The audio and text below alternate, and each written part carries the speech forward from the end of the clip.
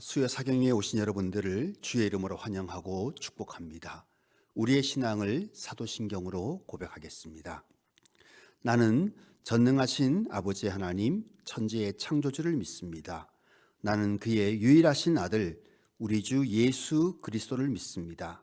그는 성령으로 잉태되어 동정녀 마리아에게서 나시고 본디오 빌라도에게 고난을 받아 십자가에 못 박혀 죽으시고 장사된 지 사흘 만에 죽은 자 가운데서 다시 살아나셨으며 하늘에 오르시어 전능하신 아버지 하나님 우편에 앉아 계시다가 거기로부터 살아있는 자와 죽은 자를 심판하러 오십니다.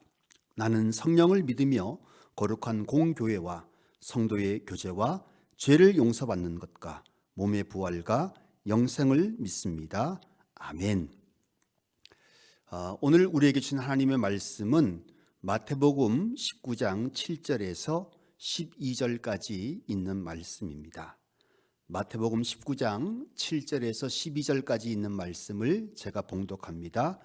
여짜오되 그러면 어찌하여 모세는 이혼 증서를 주어서 버리라 명하였나이까? 예수께서 이르시되 모세가 너희의 마음의 완악함 때문에 아내 버림을 허락하였거니와 본래는 그렇지 아니하니라. 내가 너희에게 말하노니 누구든지 음행한 이유 외에 아내를 버리고 다른 데 장가드는 자는 간음함이니라. 제자들이 이르되 만일 사람이 아내에게 이같이 할진대 장가들지 않는 것이 좋겠나이다. 예수께서 이르시되 사람마다 이 말을 받지 못하고 오직 타고난 자라야 할지니라. 어머니의 태로부터 된 고자도 있고 사람이 만든 고자도 있고 천국을 위하여 스스로 된 고자도 있도다. 이 말을 받을 만한 자는 받을지어다. 아멘. 주님의 말씀을 나누려 합니다. 주님이 성령으로 우리에게 말씀하여 주시어서 우리가 하늘의 놀라운 세계를 깨닫고 이해하게 하여 주시어서 이 복된 믿음의 길을 잘 걸어가게 하여 주옵소서. 예수님 이름으로 기도합니다. 아멘. 7절에 보면 어찌 여짜오되 그러면 어찌하여 모세는 이혼 증서를 주어서라고 시작하고 있습니다. 이렇게 묻는 사람들은 바리새인들입니다. 지난 시간에 이혼에 대한 첫 번째 말씀을 드렸죠. 예수님 당시에 너무나 많은 사람들이 이혼을 했습니다. 율법에는 이혼을 하지 말라고 명령이 주어져 있었고 이혼을 할 때에는 반드시 이혼 증서를 주라고 하였지만 많은 사람들이 그것을 어기고 자기 마음대로 이혼하는 사람들이 상당히 많이 있었습니다. 우리가 잘 아는 대로 헤롯 안디바라고 하는 왕은 자기 자신이 헤로디아와 불법적으로 결혼을 한 다음에 그것을 비난하는 세례 요한을 참수했던 아주 끔찍한 일도 우리가 잘 알고 있었습니다. 이런 상황 가운데 예수님께 당시에 가장 많은 사람들이 고민하고 그리고 여러 가지 파장을 일으키는 문제를 예수님께 물어봄을 통해서 예수님을 괴롭히게 하려고 부끄럽게 하려고 했던 사람들이 바리새인들이었습니다. 그래서 이제 신명기 21장 4절에 두 가지의 문제가 나오는데 율법의 말씀에 하나는 수치되는 일, 그 여인에게 수치되는 일이 있으면 버리고 그리고 다른 하나는 그리고 나서 이혼 증서를 써줘라 라고 하는 두 가지의 내용들이 나오는데 먼저 수치되는 일에 대해서 많은 사람들이 고민을 했죠. 그것이 이제 간음이라고 하는 것인데 어떤 쪽 사람들은 간음이라고 하고 약간 폭넓게 보는 사람들은 간음 외에 여자가 음식을 못한다든지 아니면 다른 사람보다 못생겼다든지 여러 가지 흉이나 상처가 있다든지 여러 가지 이유를 들어서 이혼하는 것이 가능하다라고 말하는 랍비들도 많이 있었습니다. 그래서 수치되는 일에 대한 해석의 문제에 대해서는 예수님은 단호하게 앞부분에 말씀하셨죠. 하나님이 모든 사람들 남자와 여자를 동등하게 만들어 놓으셨는데 왜 너희들은 남자와 여자를 구분해서 여자에게만 불리한 조항을 만들어 놓느냐? 여자에게만 불리한 조항을 들어서 이혼하는 것은 잘못된 것이다라고 분명히 말씀하시고, 그리고 나서 그 결혼이라고 하는 것은 하나님께서 만드신 제도이기 때문에 절대적으로 이혼은 안 된다라고 분명하게 선언을 하고 있습니다. 그렇게 1차 질문의 내용이 끝나고 오늘 본문 7절은 두 번째 질문, 이혼 증서에 대한 내용의 말씀이 나옵니다. 모세는 이혼 절대로 예수님이 이혼하면 안 된다라고 말하니까 율법에는 이혼 증서를 써주면서 이혼해도 된다라고 하는 말이 나오는데 그 내용은 무엇이냐라고 예수님께 다시 곤란한 질문을 던지는 것입니다. 예수님은 다시 한번 이야기하고 있는 것이죠. 모세의 율법에서 이혼 증서를 주라고 하는 것은 법적으로 아주 까다로운 절차가 있었습니다. 먼저 남편과 아내는 함께 법원에 가야 되고 그 법원에는 3명의 판사가 있는데 그 사람들은 이 결혼한 부부와 아무런 관련이 없는 친척 관계가 없는 사람이어야 했습니다.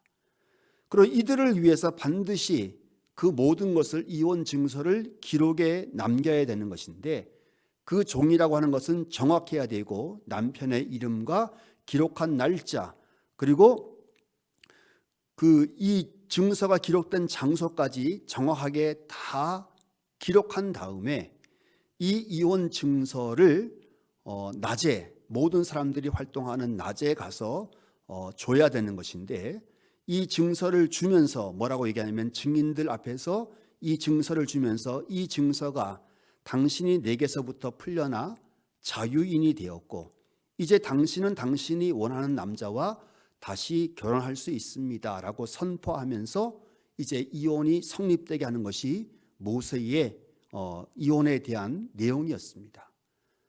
다른 말로 이야기하면 이혼하는 것을 아주 어렵게 만들고 그리고 정말로 그 모든 절차와 그리고 그것을 준비하고 거기에 대해서 배상하는 것을 복잡하게 만들어서 사람들이 쉽게 이혼할 수 없게 만드는 것이 이혼 증서를 주는 제도였습니다. 그 전에는 사람들이 하늘을 향해져서 나는 당신과 이혼합니다라고 3번만 외치면 이혼이 쉽게 이루어졌는데 이혼 증서를 줌을 통해서 법적으로 아주 힘들고 어렵게 만들어 놓은 것입니다. 그래서 그렇게 하라라고 이야기하고 있는 것이죠. 그리고 나서 예수님께서는 이혼 증서를 주는데 뭐라고 하냐면 모세의 율법에 나온 대로 음행한 이후에 아내를 버리고 다른 데 장가드는 자는 간음한 것이다 라고 말씀하고 있습니다. 음행한 이유, 간음한 것 외에는 절대로 이혼이 안 된다라고 말씀하고 있고 그리고 나서 아내를 버리고 이혼한 다음에 다른 여자와 결혼하는 것을 간음한 것이다라고 분명하게 말씀하고 있습니다. 이게 참 놀라운 말씀인데 모세의 오경에는 아내가 음행한 것 외에는 버릴 수 없다라고 한 것을 사람들이 해석할 때 여자의 간음만 문제를 삼았는데 예수님은 그렇게 말씀하지 않고 여기에서 간음과 음행은 남자 여자 모두에게 다 해당한다라고 말씀하고 있습니다.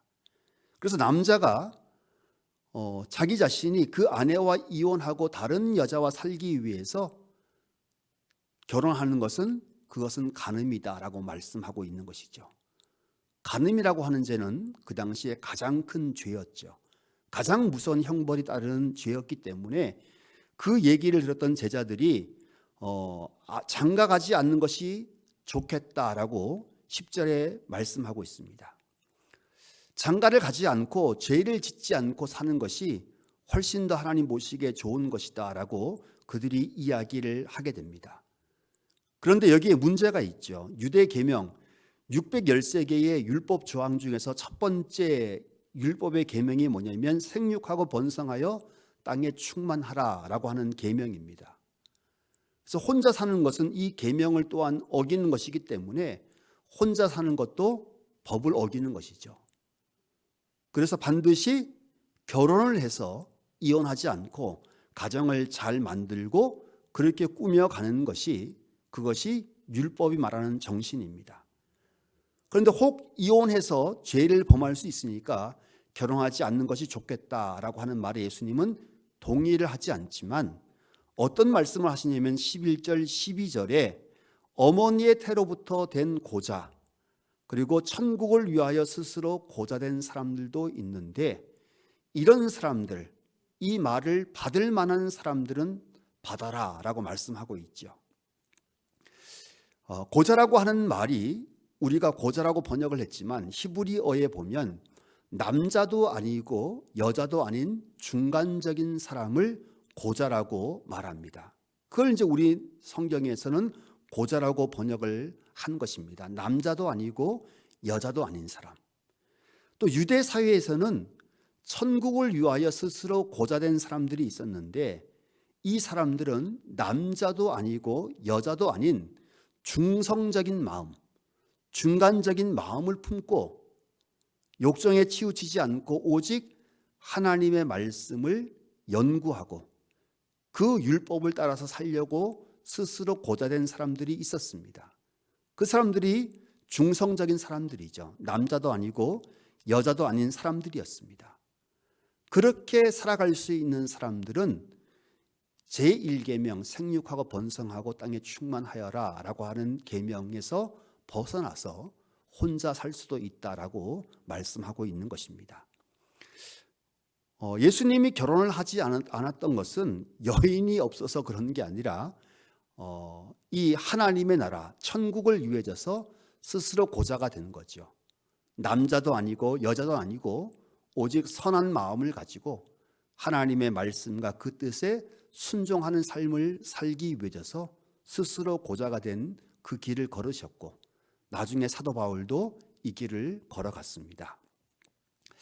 오늘 본문의 전체적인 내용들은 이혼은 절대로 안 된다라고 하는 내용이죠. 예수님의 시대처럼 지금도 교회는 이혼에 대해서는 절대적으로 반대를 하고 있습니다. 그런데 많은 가정들이 이혼을 하죠.